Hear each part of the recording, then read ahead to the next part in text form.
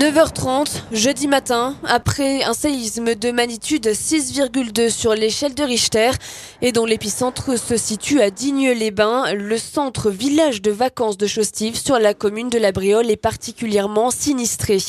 Plusieurs bâtiments détruits, de nombreuses personnes blessées, ensevelies ou disparues. Ce village vacances des Alpes de Haute-Provence est particulièrement sinistré.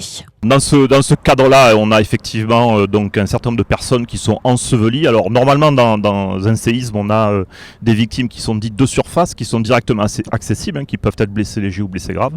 Et après, on a toujours des victimes qui sont ensevelies, qu'il faut découvrir, dégager et acheminer dans une filière médicale. Donc dans le cas présent, donc elles vont être recherchées soit par des chiens qui vont flairer les décombres et signifier qu'il y a potentiellement quelqu'un dessous, soit par des dispositifs d'écoute.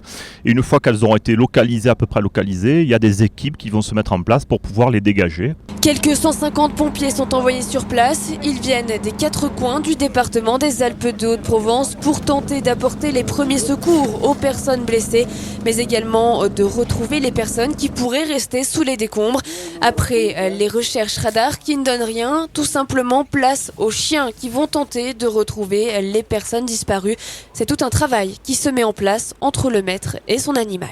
Ouais, en fait, dès que le chien localise la victime, donc il aboie pour qu'il nous signale qu'il a trouvé la victime, que nous on s'approche du chien et le chien reste sur la victime en attente de sa récompense. Et en fait, nous on s'approche de la victime.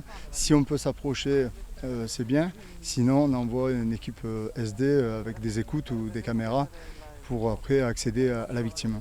Et ce scénario pourrait bien être réel, mais pas de panique. Il s'agit en réalité d'un exercice. Richter, c'est son nom, est organisé durant 2 jours dans les Alpes de Haute-Provence pour entraîner les secouristes à faire face à un scénario catastrophe.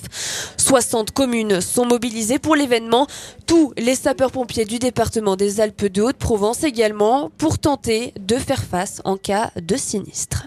Cette année, c'est dans les Alpes de Haute-Provence et notamment dans l'arrondissement de Barcelonnette pour la diversité des sites et des risques naturels sur place. Et un exercice à l'échelle nationale qui prendra fin vendredi midi. Exercice grandeur nature dans quelques 60 communes du département en espérant que l'exercice ne devienne jamais réalité.